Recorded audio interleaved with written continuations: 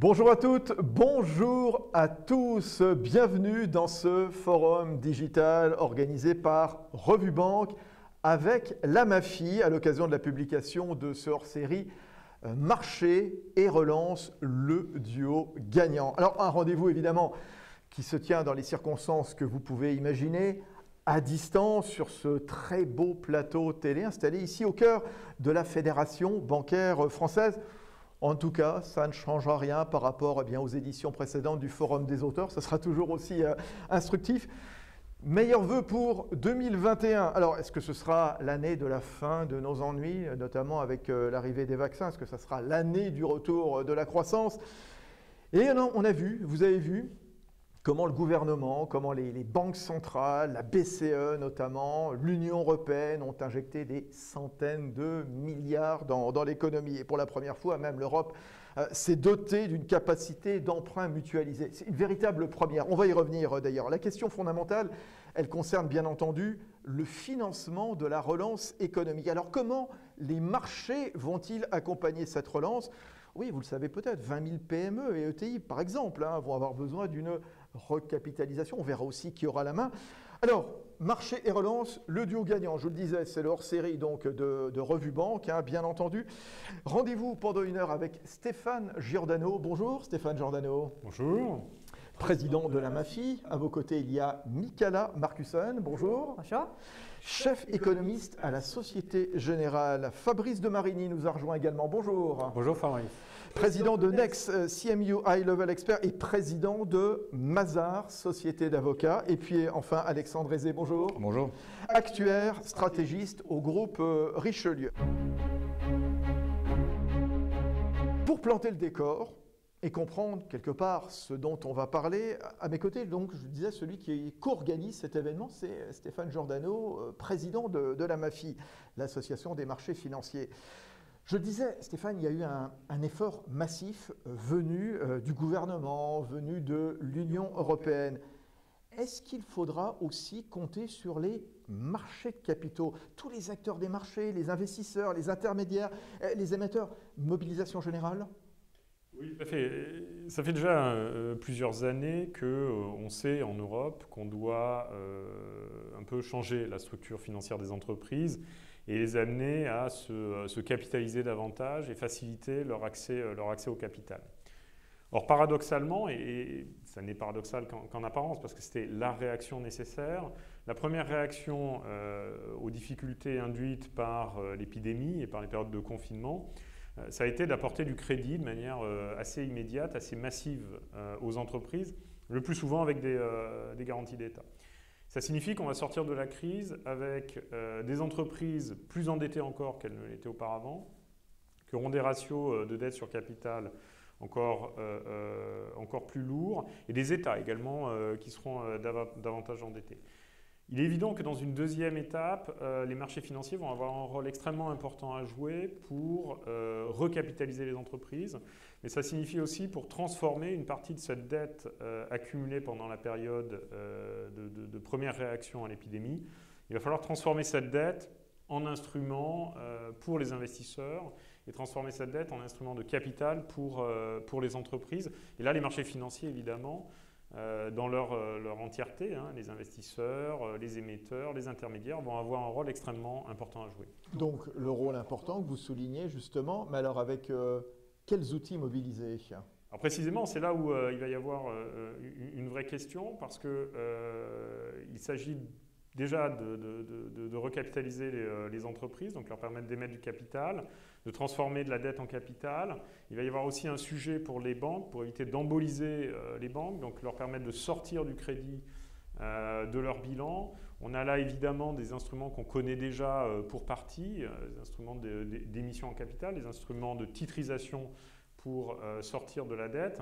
Puis il y aura aussi des nouveaux formats d'investissement pour mettre à disposition des investisseurs ces crédits qui ont été initialement concédés par les banques.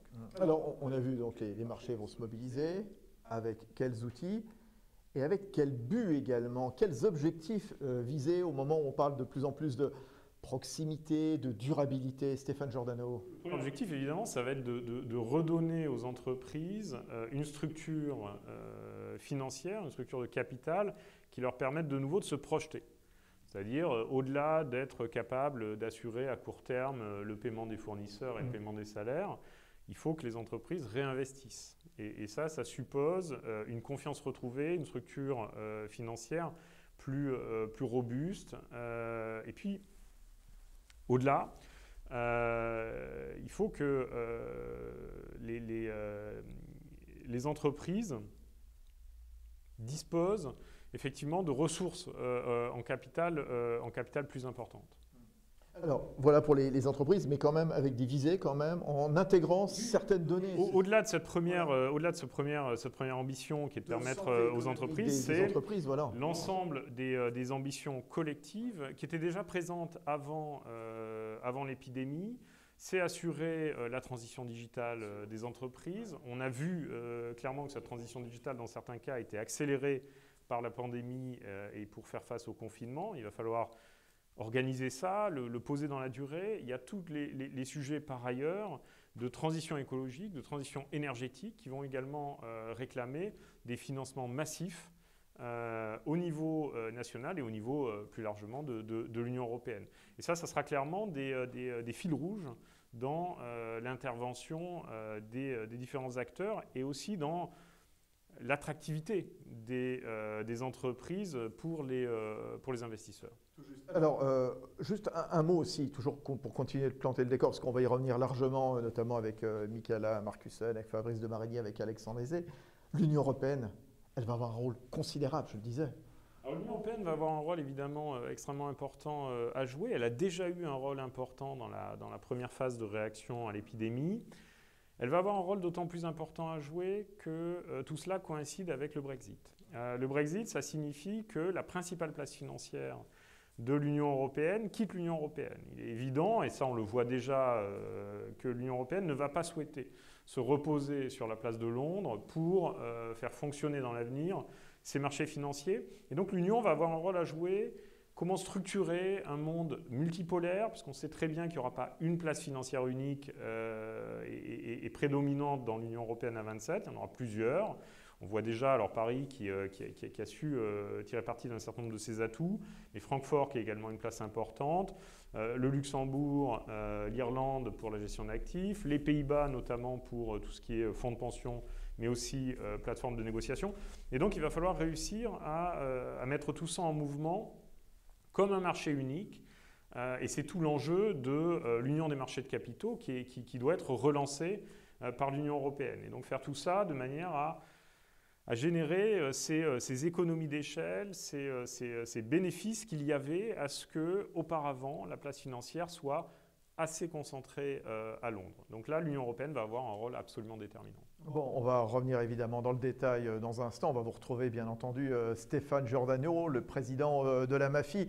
Marché et relance, le duo gagnant. On va poursuivre la réflexion sur les enjeux tout d'abord. Michala Marcussen, vous êtes donc avec nous, vous êtes économiste en chef du groupe Société Générale. On vient de le dire avec Stéphane Giordano précédemment. Il y a une action rapide qui a été menée par la BCE à hauteur de 1350 milliards, par l'Union européenne avec ce plan de 750 milliards, avec à la fois des subventions, avec à la fois des prêts. Et puis surtout cet accord historique qui date, en tout cas qui a été négocié l'été dernier, en juillet, qui va lui conférer une capacité d'emprunt mutualisée. Est-ce qu'on peut dire, Michala Marcussen, que l'action de l'Europe, elle a été forte, rapide, mais aussi suffisante?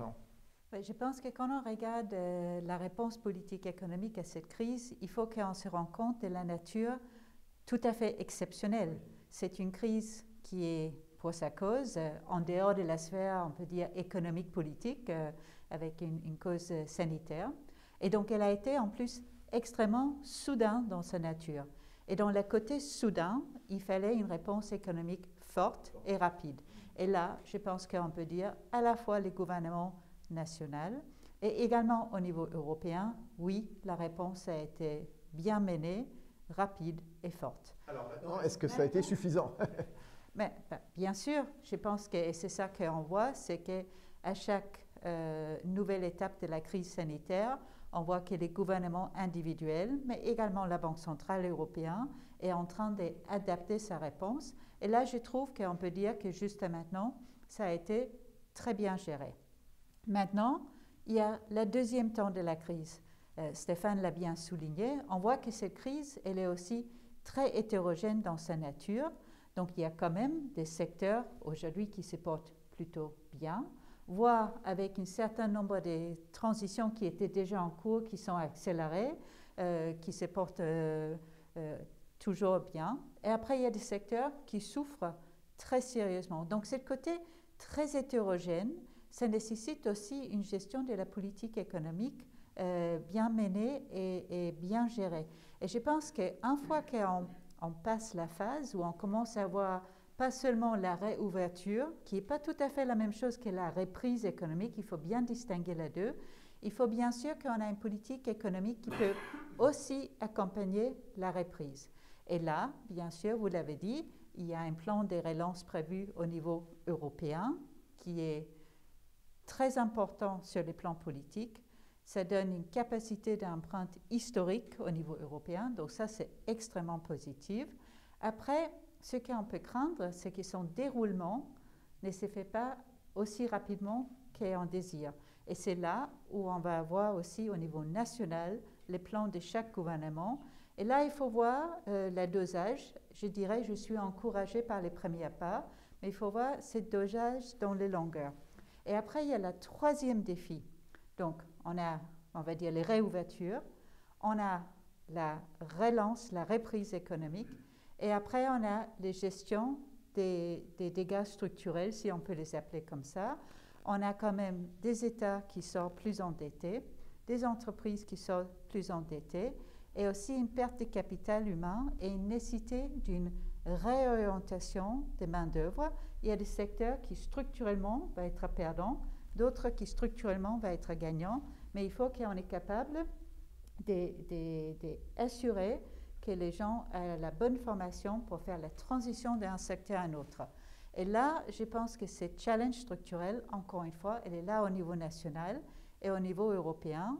On revient sur quelque chose qu'on a dit souvent tous ensemble, la nécessité d'accélération de l'union bancaire, l'union des marchés des capitaux, l'union fiscale. Et je suis contente de voir une première petit geste sur l'union fiscale avec le Next Generation EU.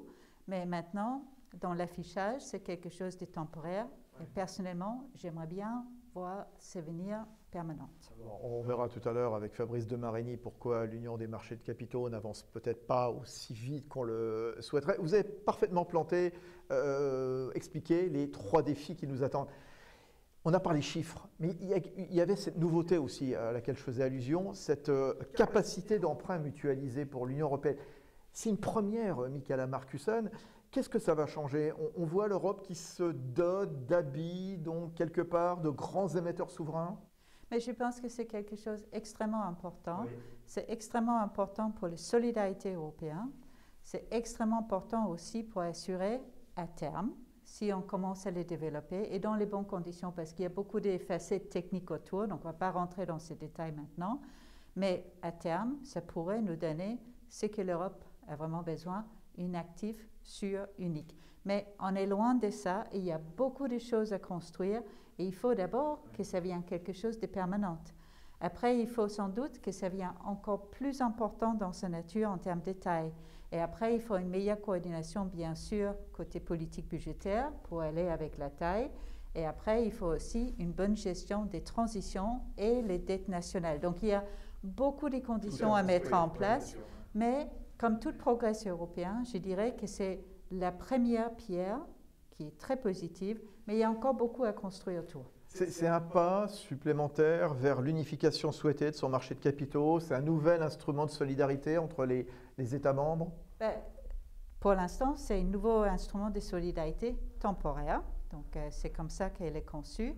Mais je pense qu'on peut dire qu'une fois encore, et je me réjouis de voir à la fois l'action de la Commission qui a été rapide avec le Conseil européen, et aussi l'action rapide menée par la BCE qui fait qu'aujourd'hui, on voit bien sûr, il y a eu quelques petits mouvements ici et là, mais globalement, on n'a pas eu de nouveau des tensions sur les marchés des taux entre les pays européens qui auraient été quand même très négatives pour gérer cette crise. Donc je pense qu'on peut dire que la solidarité européenne, mais pas uniquement la solidarité, il faut aussi comprendre que c'est à la bénéfice de tout le monde que ça a bien joué dans cette crise.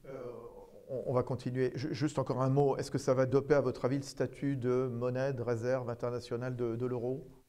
Je pense que c'est... On va revenir sur les questions des constructions. Il y a encore beaucoup de choses à faire pour doper le rôle international de l'euro. Mais je dirais que c'est une première pas, mais il y a encore beaucoup de choses à faire. Par contre, ce qui est positif, c'est que tout le monde a pu voir la bienfaisance, que ça profite à tout le monde de garder cette stabilité sur nos marchés financiers au milieu d'une crise. On va reparler dans un instant de l'Union des marchés de capitaux, notamment avec Fabrice de Marigny, mais question à chacun et chacune, justement, toujours en rapport avec l'Europe. Il y a eu des crises, évidemment, depuis 20 ans sur le continent européen, bien sûr, 2008, 2010. En quoi ces précédentes crises ont été utiles à la gestion de cette crise Covid en Europe? Petit tour de table, qui veut prendre la parole? Alexandre Aizé, s'il vous plaît. Oui, effectivement, la crise de 2008-2009 puis la crise de 2011 ont permis d'avoir des outils déjà rapides, puisque avant 2007, il n'y avait aucun outil au niveau des banques centrales, en tout cas de politique quantitative. Donc ça a pu être mis en place quasiment de manière rapide et sans demande. On le voit en Europe comment les politiques quantitatives ont été compliquées à mettre en place au niveau politique en 2011. Hein. On a attendu 2014 quasiment, donc là c'était déjà fait. Et puis la crise de 2011 a montré qu'il fallait avoir aussi une absence de risque souverain, notamment sur l'Europe. C'est-à-dire qu'on aurait pu avoir une Italie qui a été la première touchée en termes économiques avec des taux d'intérêt qui auraient pu monter. Et on sait qu'à ces niveaux de dette, finalement, il y a un effet auto-réalisateur en termes de défaut des États. Donc là, on a su assez rapidement, en même temps que la solidarité, mais assez rapidement asseoir les taux d'État à un niveau qui ne permettait pas de se poser des questions sur le risque de défaut. Fabrice de Marigny. Personnellement, je trouve que c'est la stabilité financière des acteurs qui a été accrue par les deux crises. C'est-à-dire qu'on a vu ce qu'il fallait faire pour que les banques, les intermédiaires, les chambres de compensation, les bourses soient capables de tenir et d'être efficaces, même pendant les périodes de plus fortes fluctuations. Et donc l'outil lui-même, le système financier lui-même, est assez sophistiqué, assez solide maintenant pour, je l'espère, une union des marchés de capitaux dont je vous reparle bientôt. Oui, bien sûr, une seconde, Stéphane Giordano. Oui, absolument. Enfin, je pense que toutes les crises ont des natures et des causes très différentes. Mais ce que les crises précédentes ont apporté, c'est notamment, pour les acteurs en tout cas des marchés financiers, cette robustesse des banques. Les banques sont rentrées dans la crise actuelle avec des structures de capital qui étaient extrêmement renforcées par rapport à la situation qui prévalait avant 2008. Et ça leur a permis de jouer ce rôle positif de relais. Il est clair que si les banques n'avaient pas été en mesure de jouer ce rôle-là, on aurait eu une vraie difficulté de transmission de la politique de crédit et de la politique de garantie des États jusqu'aux entreprises. Donc l'histoire aurait sans doute été assez différente. Bien sûr. Michaela Marcussen. Tout à fait. Donc on voit que si on peut dire que la leçon de 2007-2008 avec ces crises, c'est qu'il faut des banques mieux capitalisées au niveau mondial et avec moins de leverage sur les bilans. On peut dire que finalement, un des leçons qu'on peut peut-être tirer de cette crise, donc on a déjà parlé un peu autour de cette table, c'est que les entreprises non financières ont eux aussi besoin de plus de capital. Et c'est là où justement les projets européens sont très importants pour livrer ce capital qui est clé pour l'investissement à terme. Alors Fabrice de Marigny, on s'était vu il y a un an pile, ici même, dans le cadre du Forum des auteurs de Revue Banque. Alors à l'époque, il y avait du public, il y avait un amphithéâtre. Là, on est évidemment aujourd'hui à distance. Bon, on est très très bien installé, ce qui n'empêche pas en effet le dialogue, la confrontation.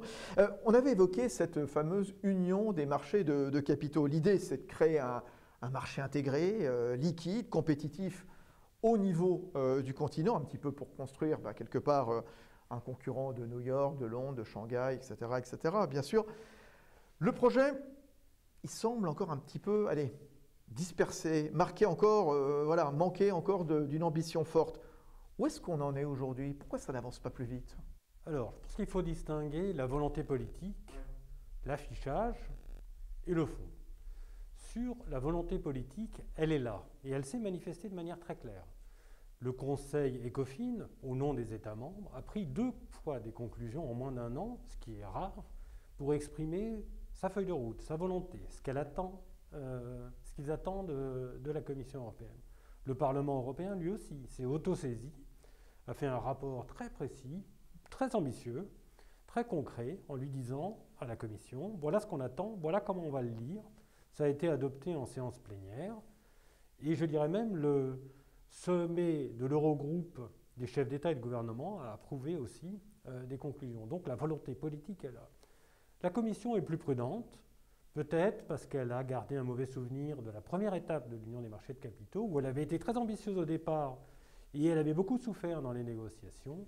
Cette fois-ci, elle prend une tactique un peu différente, elle part prudemment, et donc elle espère que l'ambition viendra des co-législateurs.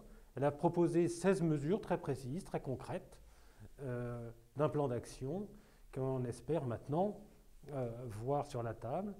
Et petit détail un peu français, la France va prendre la présidence de l'Union européenne dans 1 an, et elle espère des résultats dans ce domaine comme dans d'autres, mais dans ce domaine en particulier.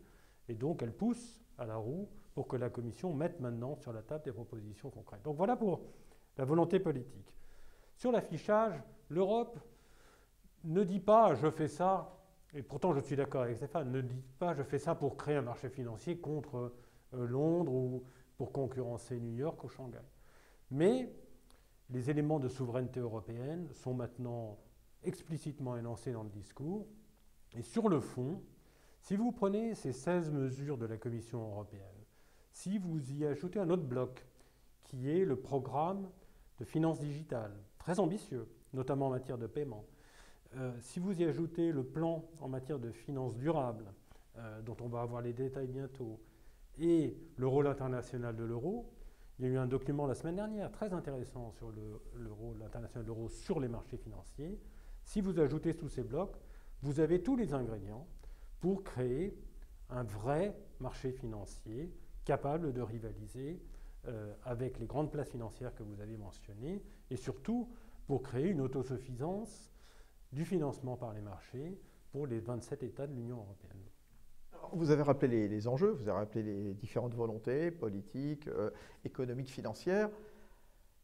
Qu'est-ce que ça a changé, cette crise? En quoi cette crise sanitaire qu'on subit maintenant depuis presque 1 an, ça a changé la donne sur ce dossier de l'UMC?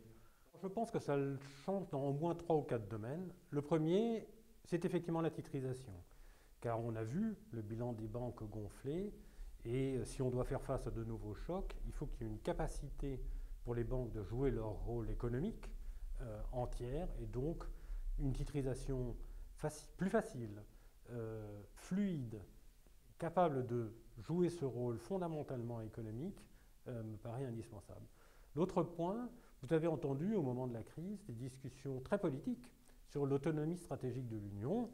Ça s'est vu sur les médicaments, sur les masques, et donc une capacité de production de certains secteurs est appelée par les chefs d'État et de gouvernement.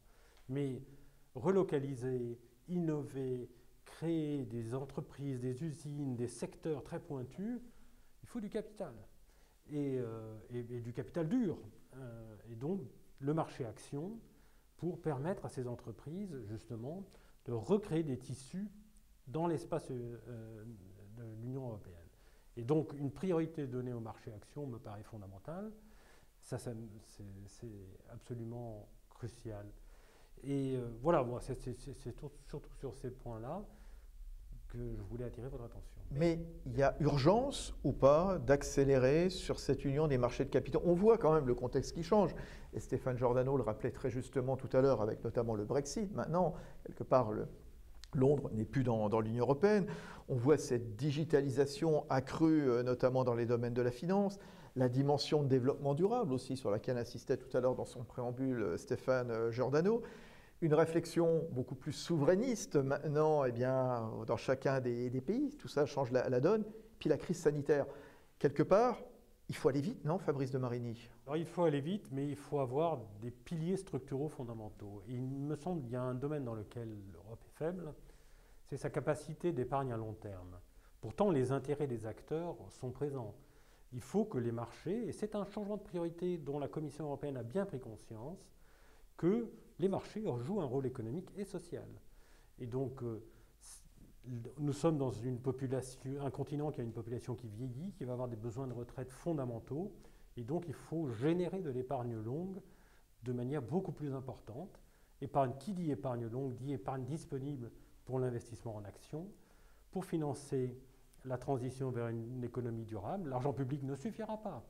Il faut de l'argent privé à long terme et tout le financement de l'innovation, dont le digital.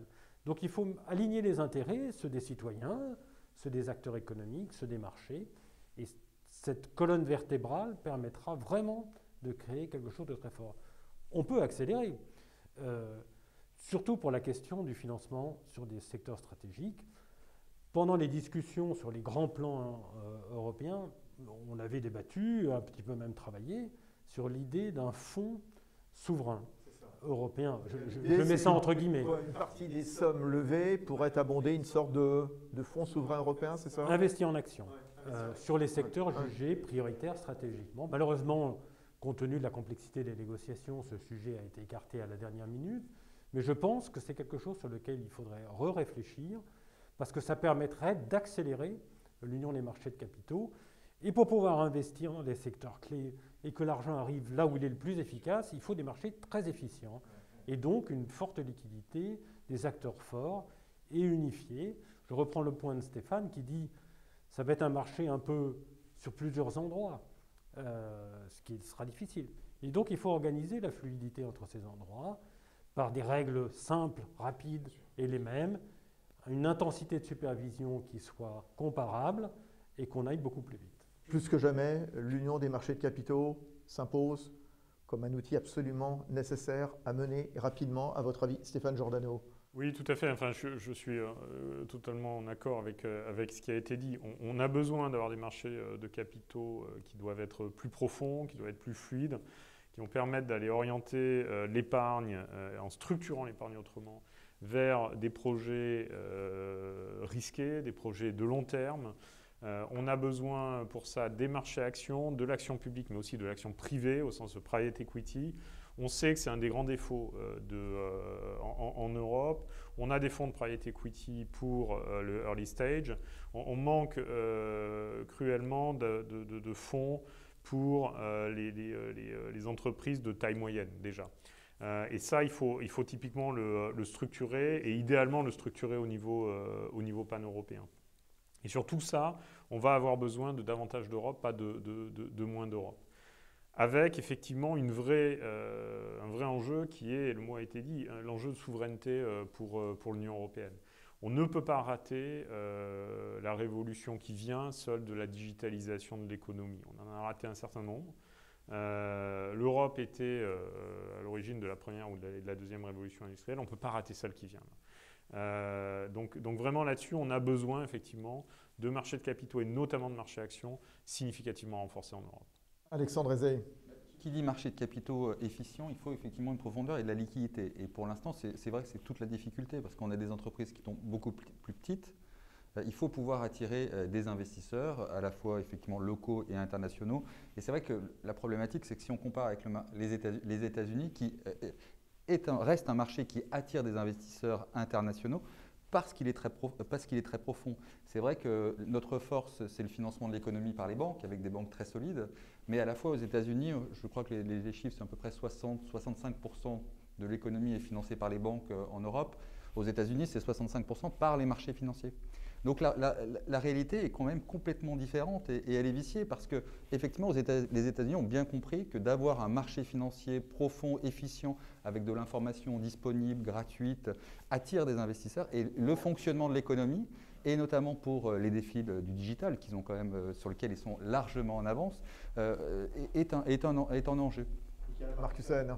Je pense que c'est très intéressant le parallèle avec les États-Unis, effectivement, et on voit qu'un des débats qui est toujours un peu complexe au niveau européen, c'est cette question sur la réduction des risques et sur le partage des risques. Et je pense que c'est très important de souligner qu'aux États-Unis, derrière ce partage des risques privés à travers les marchés des capitaux, il y a un fondement de partage des risques publics qui est là en l'appuyant. Il y a un actif unique sûr avec les marchés des trésors américains. Il y a aussi un garantie de dépôt unique. Il y a aussi un garantie des retraites unique. Il y a aussi les instituts, les Government Sponsored Enterprises, qui a aussi des systèmes qui profitent d'une forme de protection publique. Il y a aussi tous les systèmes de Federal Home and Loan Banks. Et finalement, on voit aussi qu'il y a les deux dimensions dans les partages des risques qui sont extrêmement importants au niveau européen, qui établissent aussi ces moyens de partage des risques, justement pour permettre mieux le partage des risques à travers les marchés des capitaux. Très intéressant ce parallèle entre États-Unis et Europe. Alors, marché et relance, le duo gagnant, hein, puisque vous avez tous contribué donc à ce supplément de Revue Banque, et notamment donc Alexandre Aizé, stratégiste au groupe Richelieu. Marché et relance, c'est la thématique. Et dans ce contexte de secousse, hein, dont on a parlé largement, bien sûr, d'incertitude, malgré de fortes baisses, en février, en mars, hein, au tout début, hein, premier confinement notamment en France, les marchés ont plutôt bien encaissé le choc. Hein. Les actions, autres actifs risqués ont fait preuve d'une résilience, bon voilà, plutôt remarquable. Paris, le CAC qui a terminé finalement en recul seulement de 7% sur l'année 2020. Ça ne serait pas la première fois, Alexandre Aizé, qu'il y a comme ça un découplage entre performance financière et puis performance économique. Mais quand même, comment ça s'explique dans le contexte présent de 2020, donc de cette crise du Covid ? Alors déjà, effectivement, dans la baisse que l'on a eue en début de l'année dernière, on a eu deux phases. On a eu la phase effectivement d'arrêt de l'économie et puis après on a eu une crise de liquidité qui a amené le marché encore plus bas. Le point bas de marché, c'est évidemment l'action des banques centrales. C'est le jour où la Banque fédérale américaine, qui profite à tous les marchés, annonce son plan d'augmentation de bilan. Ça rassure, notamment au niveau de la liquidité. Donc toute la crise de liquidité, en tout cas la baisse liée à la crise de liquidité, c'est corrigé. Et puis après, on a eu les États, les plans de relance, avec une bourse qui a commencé à anticiper, non pas la fin du vaccin, enfin en tout cas la fin de la crise, mais en tout cas à la fois une assurance des banques centrales et des États en cas de rechute de l'économie. Et on a bien vu dans un premier temps, on a eu une reprise on va dire en cas, c'est-à-dire qu'avec finalement les grands gagnants d'avant-crise qui ont été les très grands gagnants, et puis ceux qui étaient déjà fragilisés, qui restaient fragilisés. Mais dans la construction des indices, effectivement, les grandes entreprises sont plutôt sorties gagnantes parce qu'elles avaient une capacité de financement direct à la Banque centrale, par exemple, européenne. Donc c'est quand même les entreprises qui sont les mieux notées qui en ont profité. Donc, et après, effectivement, cet engouement s'est fait parce que, étant donné que les taux baissaient fortement, on avait des valorisations attractives. On parlait aussi de déconnexion, il y a aussi la concentration des indices boursiers américains axé en direction de quoi? De la tech, clairement aussi. Hein. La tech a été le grand gagnant. Et en fait, encore une fois, c'est un mouvement qui s'est accéléré avec des poids dans les indices qui sont devenus quand même très importants. L'indice le plus connu qui est le Standard & Poor's 500, qui était quand même un indice assez bien diversifié. Vous avez les GAFA qui représentent peu ou prou 25% des capitalisations boursières, c'est-à-dire que c'est avant tout cette accélération qui est liée à deux choses. La liquidité se projette sur ces entreprises-là et en plus vous avez un phénomène notamment avec tous les actifs, les trackers, les ETF qui sont généralement indiciels, qui accélèrent ce mouvement parce que c'est sur ces valeurs-là que la liquidité s'engouffre. Alors, ce découplage, et vous nous avez parfaitement expliqué donc les raisons hein, dans ce contexte de crise 2020, c'est un risque réel, fictif, il y a des menaces ou pas, Alexandre? Alors, le risque, d'abord, l'attrait du marché financier. Bon, on a beaucoup parlé de 2009, mais en fait, il faut une reflation des actifs pour créer un effet richesse et redonner de la confiance. C'est ce qu'on a fait en 2009, c'est ce qu'on est en train de faire, et donc cet effet richesse qui doit normalement redonner cette confiance. Donc ça a marché parce que l'économie réelle a besoin de ces marchés financiers, notamment pour les refinancements d'entreprises. On ne peut pas finalement faire fi des refinancements d'entreprises parce qu'on ne veut pas de défaut actuellement. Alors il y a un risque que moi je vois à tout cela, c'est le risque de bulle. Risque de bulle. Ouais. Pour moi c'est ça, parce qu'on ne peut pas décider là où la liquidité va. Et on le voit sur certaines valeurs, quand on voit certaines technos, Tesla, le Bitcoin, etc. Tout ça, on voit, alors la valorisation, peu importe, mais c'est surtout la vitesse à laquelle vont les prix. Et donc, pour l'instant, ce n'est pas des bulles systémiques, c'est-à-dire que peu importe si le Bitcoin vaut 10 000, 15 000, 50 000, peu importe. Mais quand on va commencer à avoir de la liquidité qui va se mettre sur des actifs qui sont plus liés à l'économie réelle, on commence à voir les matières premières agricoles, par exemple, sur lesquelles s'engouffrent certains investisseurs et font monter les prix. Pour l'instant, ce n'est pas le cas de l'immobilier, mais pourquoi pas. Et là, quel sera l'état du marché lorsque l'on aura deux bulles qui vont agir sur l'économie réelle et qu'on ne pourra pas arrêter? Et là, c'est la vraie question que l'on peut avoir dans un second temps. Vous faites signe, Fabrice de Marigny. Oui, parce que j'entends Alexandre parler de tech et de risque.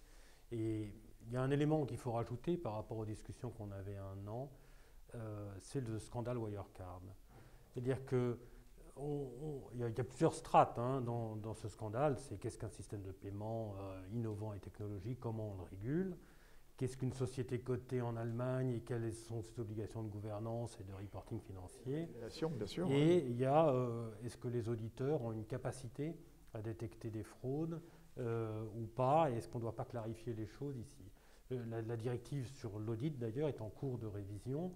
Et c'est certainement une occasion d'upgrader un petit peu le dispositif classique.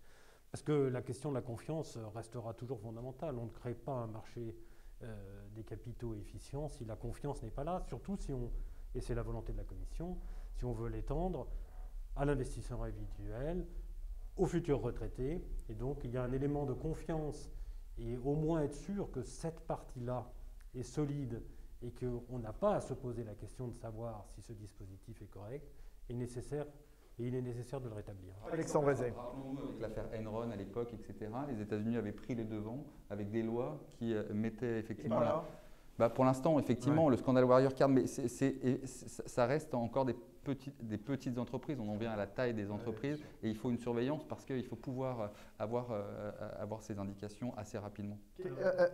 Fabrice.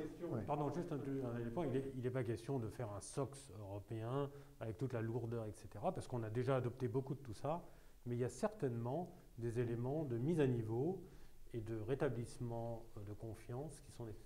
Michaela Marcussen. Je pense que dans ces discussions des dynamiques des marchés et qu'est-ce qui peut se passer, il y a une dimension qui est très importante et c'est la volatilité de l'inflation parce qu'on voit qu'on commence déjà à avoir des effets de base venant des prix des matières premières, mais aussi des autres mesures qui pourraient donner des volatilités sur les prix et les challenges pour les banques centrales de naviguer cette sortie. Donc on sait déjà que la Banque centrale fédérale outre-Atlantique nous a annoncé une nouvelle politique monétaire stratégique et on attend maintenant la nouvelle politique européenne. Et ça va être très important de voir comment les deux banques centraux se positionnent les uns par rapport aux autres sur les plans stratégiques et justement dans cette sortie de la crise pour les banques centrales de bien naviguer cette volatilité de l'inflation qui n'est pas la même chose de dire une hausse structurelle de l'inflation, de naviguer ça en relatif. Et on a déjà vu les premiers frémissements en ce début d'année sur les taux américains et les premières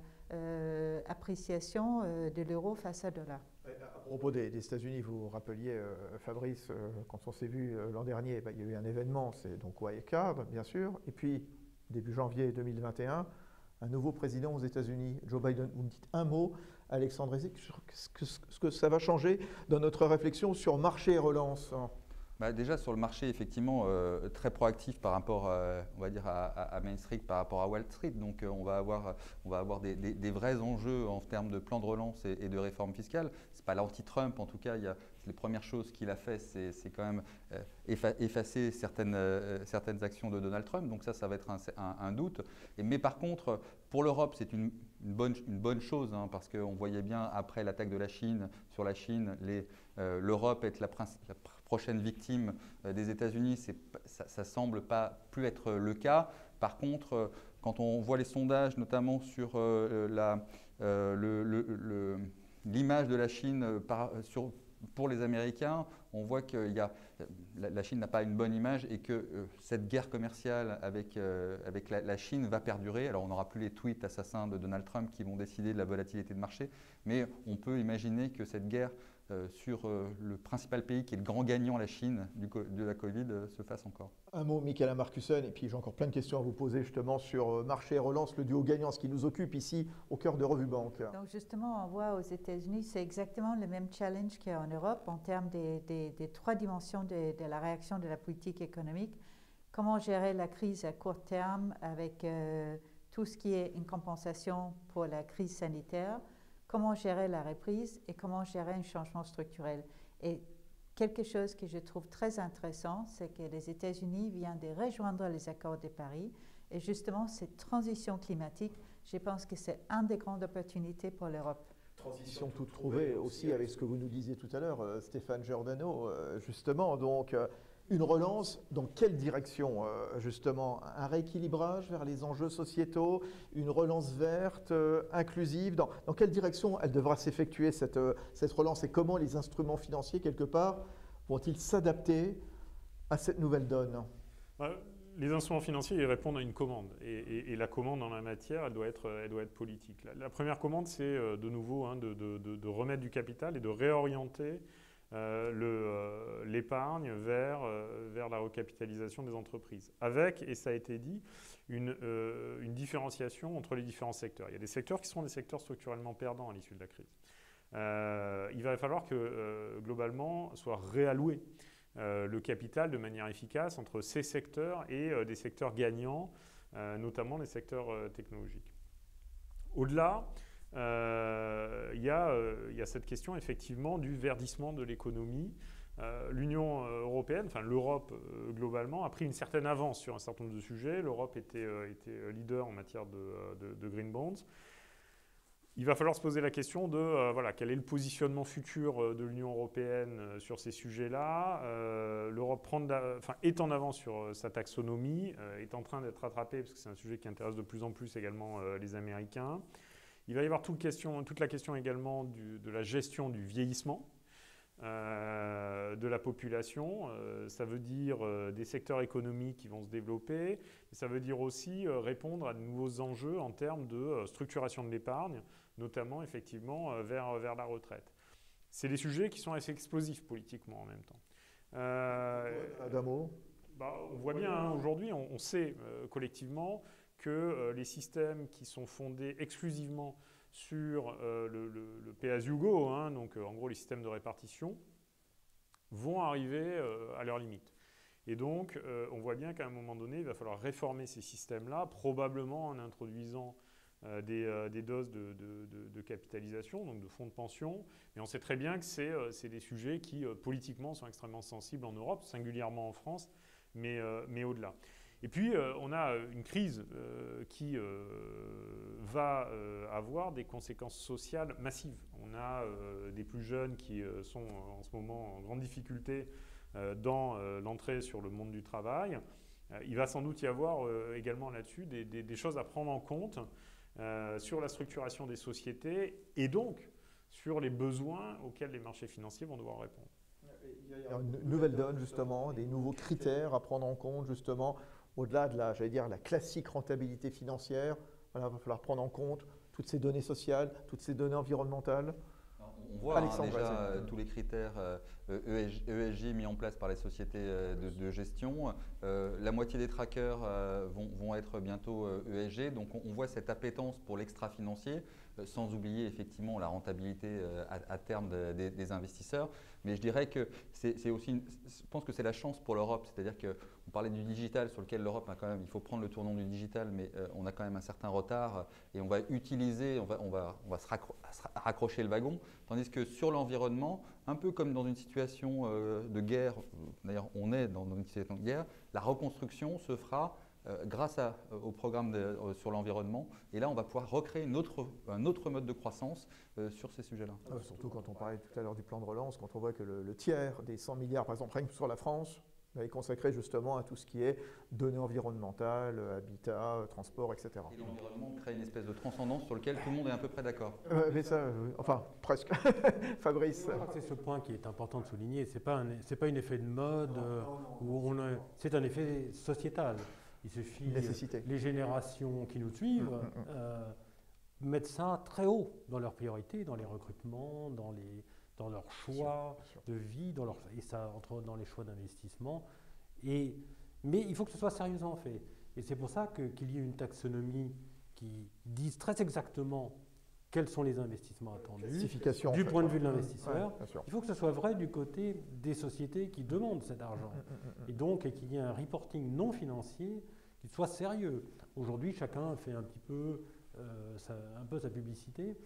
Là, il faut maintenant qu'on ait des standards non financiers, audités, et comparables dans le temps et dans l'espace, pour qu'on mesure le côté sérieux de cette affaire. Donc ça me paraît une étape importante sur laquelle l'Union a effectivement un ou deux pions d'avance.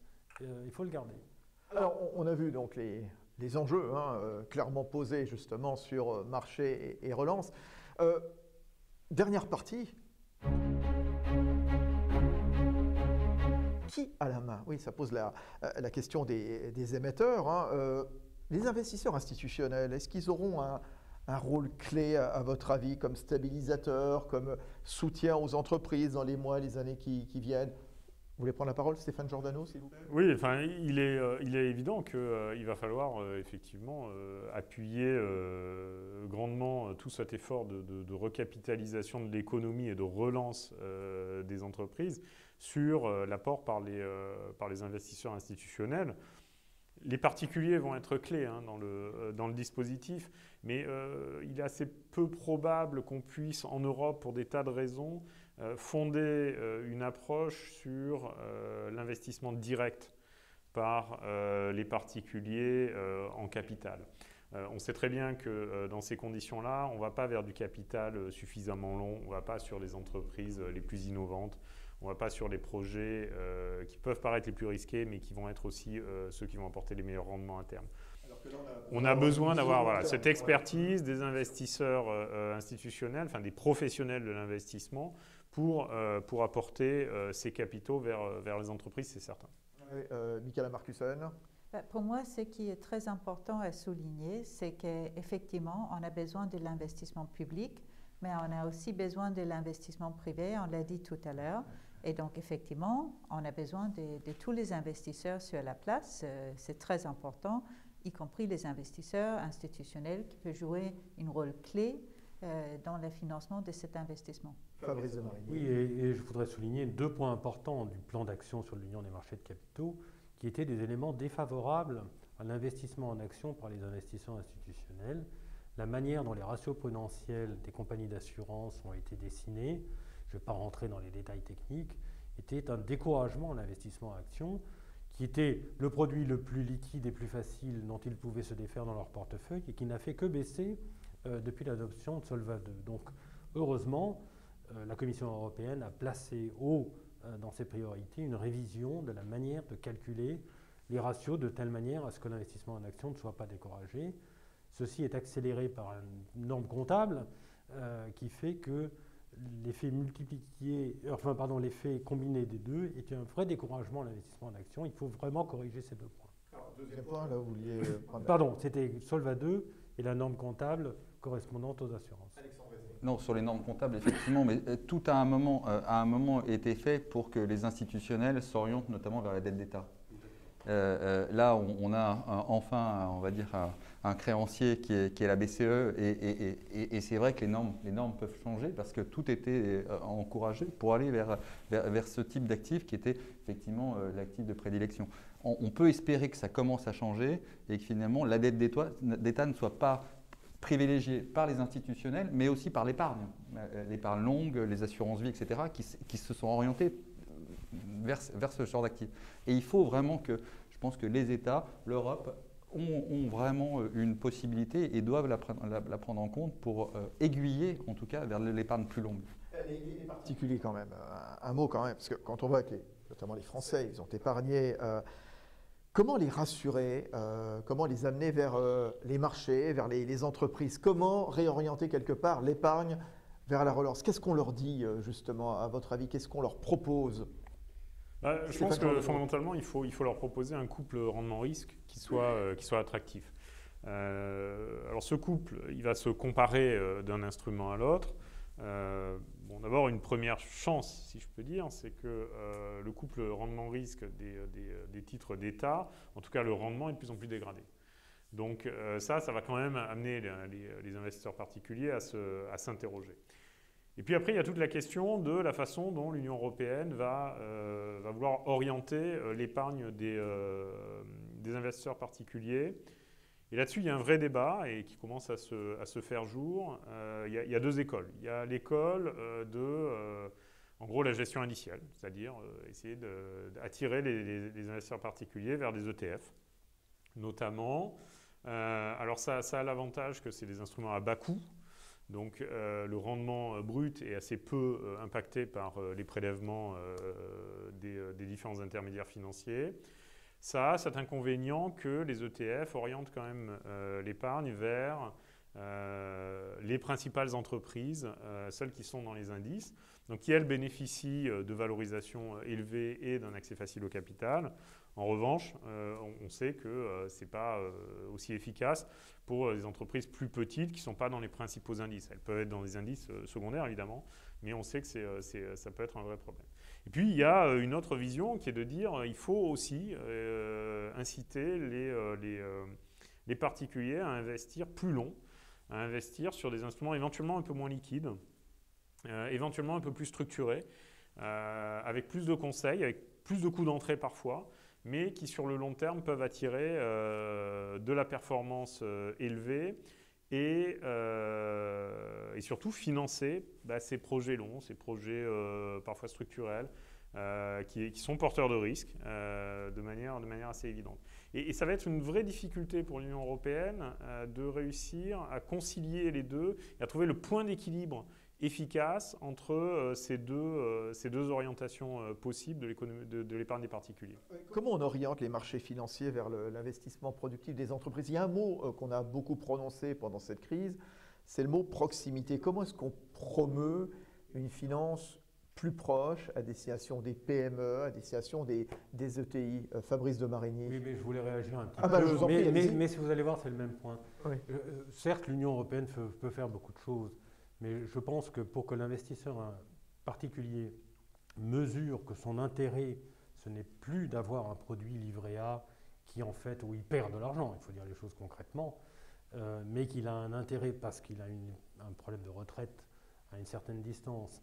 Il faut aussi que les intermédiaires jouent le rôle et qu'elles proposent les produits qui vont bien et qui permettent justement à un acteur rationnel d'arriver à la conclusion que son intérêt est...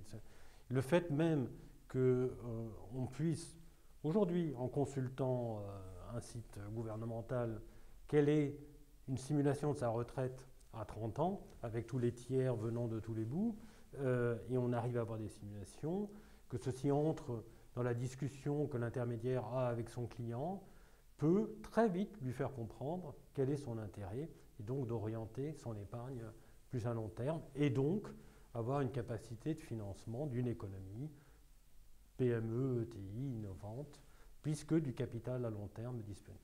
Michaela Marcussen. C'est là aussi où on voit le rôle clé qui joue l'immobilier, parce que souvent on voit aussi que l'immobilier peut être favorisé comme une forme de l'épargne, et donc souvent l'épargne pour investir dans l'économie peut se trouver concurrencée par cette volonté d'investir dans l'immobilier qui produise une rente stable à long terme. Et donc, on peut discuter là-dessus, mais je pense que c'est un des éléments qui doit rentrer dans les débats sur l'épargne et sur les choix des particuliers en matière de l'épargne. Alexandre Aizé. L'immobilier est un gros concurrent des marchés de capitaux, hein, il ne faut pas se le cacher. Une des raisons essentielles, c'est qu'on n'a pas la perception sur l'immobilier du risque que l'on peut avoir de volatilité, de mark-to-market sur les marchés de capitaux. Ce qui devrait justement, normalement, cette volatilité ne peut pas forcément être pris comme un risque, mais comme des opportunités. Et je crois qu'il y a vraiment un changement de prisme que l'on doit en tout cas avoir sur les marchés de capitaux.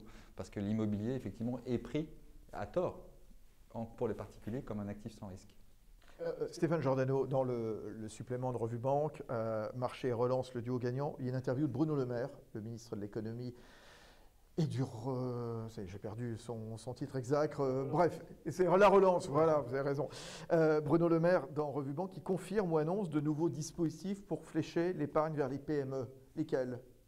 Alors, tous ces dispositifs, hein, il y a plusieurs questions. Hein. La première question, c'est déjà comment est-ce qu'on va sortir qu'on a distribué ces crédits à des entreprises qui n'étaient pas forcément en excellente santé financière au moment où on leur a distribué, et donc sur lesquels il n'est pas certain qu'elles vont pouvoir servir des intérêts extrêmement élevés. Il y a toute la question de comment va jouer la garantie de l'État. Et puis comment est-ce qu'on structure cette sortie du bilan des banques. Il y a l'instrument de la titrisation, mais a priori, ce n'est pas de ça là, dont on parle. On parle plutôt d'instruments de quasi-capital. On parle de créer des fonds avec des fléchages incitatifs. Il y a aussi la question à un moment donné, éventuellement, de l'incitation fiscale. Une fois qu'on a dit ça, il y a toute la question plus large de, effectivement, le financement des PME-ETI. Et là-dessus, une grande question, c'est la question du private equity. Là-dessus, il y a eu le rapport de Philippe Tibi qui, fort justement, insistait sur la nécessité de créer des fonds un peu plus late stage pour les entreprises françaises. Et ça va être un enjeu majeur pour faire le lien, le pont entre les plus petites entreprises et les entreprises qui ont une taille suffisante pour entrer en bourse. Ça va être un critère absolument primordial de succès pour apporter du capital aux entreprises de taille moyenne en France. Dernier point, le plan de relance français, puisque je citais Bruno Le Maire, comment est-ce qu'il doit catalyser les efforts des investisseurs privés? Un mot, une réponse rapide. Alexandre Aizé. Non, catalyser, effectivement, le biais fiscal est quand même important à mon avis, parce que en tout cas, c'est une des réponses pour le particulier hein, qui est assez compréhensible par rapport à des produits qui sont financiers qui peuvent être complexes. Je crois que c'est un des premiers enjeux, à mon avis, pour attirer l'épargne longue, enfin en tout cas l'épargne vers de l'épargne un peu plus longue. Il nous reste un peu plus d'une minute. Petit tour de table en guise de conclusion. Donc, marché et relance, oui, c'est le duo gagnant qui commence. Allez, Fabrice de Marigny. Moi, je vais prendre l'angle européen comme d'habitude. Oui, et je pense que cette capacité d'emprunt commune, mutuelle, européenne, vous l'avez dit vous-même en introduction, crée un élément de solidarité entre les États membres. Et donc, ils ont un intérêt commun à faire que l'Union des marchés de capitaux soit efficiente parce que tout le monde est gagnant. Et c'est cet élément de solidarité qui crée un vrai espoir pour que ça avance très vite. C'est le duo gagnant, donc, Michaela Marcussen. Donc, je pense qu'aujourd'hui, de nouveau, on voit que l'Europe nous donne beaucoup d'opportunités. On a discuté aussi d'un certain nombre de challenges qui sont devant nous. Et c'est très important que les bons choix sont faits sur les plans politiques et qu'on continue à accélérer cette construction européenne. Alexandre Aizé. Le duo gagnant, en tout cas, c'est une nécessité. De toute manière, la relance a besoin des marchés pour pouvoir fonctionner. Allez, la conclusion de Stéphane Giordano, qui co-organise ce forum des auteurs au nom de la MAFI. Merci beaucoup, Fabrice. On sait qu'on va continuer à naviguer des eaux agitées, des eaux troublées. On va avoir besoin, face à ça, à la fois la puissance de l'Union européenne et la profondeur des marchés de capitaux pour non seulement organiser la relance par rapport à la crise qu'on est encore en train de connaître, mais aussi absorber les crises à venir. C'est absolument nécessaire. Donc oui, c'est un duo gagnant. Merci à tous les quatre. Je rappelle donc ce hors-série, ce supplément de Revue Banque, Marché et relance, le duo gagnant. Et puis j'en profite puisqu'on est en ce début d'année, ce numéro double de janvier 2021, toujours de Revue Banque, sur la rétrospective 2020-2021. Il est très épais et pour cause, évidemment, il reprend un certain nombre des éléments qu'on a largement abordés. Stéphane Giordano, merci. Président de la MAFI avec nous à l'Association des marchés financiers, Michala Marcussen, chef économiste à la Société Générale, Fabrice de Marigny, président de Next CMU High Level Expert et président de Mazars Société d'avocats. Merci, bon retour Alexandre Aizé, actuaire stratégiste groupe Richelieu. Voilà, merci de nous avoir suivis pendant cette heure passionnante, donc ce forum des auteurs pour bien démarrer l'année 2021. On espère qu'il y aura d'autres événements. Comment l'organiser aujourd'hui? Événement digital, en tout cas, tant que la crise continue. Merci, à bientôt, bonne journée, bonne soirée.